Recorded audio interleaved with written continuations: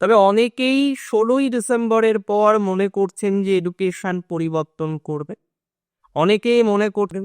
দেখুন, আমি একটা কথা বলতে চাই, যারা চাইছেন যে এডুকেশন পরিবর্তন করবেন, স্ট্রিম চেঞ্জ করবে, আজকে আপনি একটা স্ট্রিমে ভর্তি হয়েছেন, এটা আপনার কাছে অতটা গ্রহণযোগ্য মনে হচ্ছে না।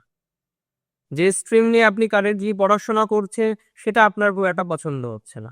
আপনি মনে করছেন, ইউ আর থিঙ্কিং, যে না, যদি পরিবর্তন করা যেত তাহলে বোধহয় আরেকটু ভালো থাকা যেত। দেখুন, আমিও কিছু কিছু ক্ষেত্রে আপনার পজিটিভিটির সম্ভাবনাটা অনেক বেশি। যারা বর্তমানে পজিটিভ ভাইবসে নেই, যারা বর্তমানে নানা রকম মেন্টাল প্রেশারের মধ্যে থাকেন, যারা বর্তমানে নানা রকম মানসিক চাপের মধ্যে দিয়ে জীবনচক্রকে কন্টিনিউ করতে হয়, আমি মনে করি তাদের ক্ষেত্রে ডেভেলপমেন্টের মাত্রাটা বাড়বে, তাদের ক্ষেত্রে অগ্রগতির মাত্রাটা কিন্তু 100% বাড়বে। এডুকেশনাল জায়গাটা ভালো, ডে বাই ডে আমরা কিন্তু পজিটিভিটির মাত্রাটা লক্ষ্য করতে পারবো। সো নিজের উপরে ভরসা রেখে পথ চলতে হবে।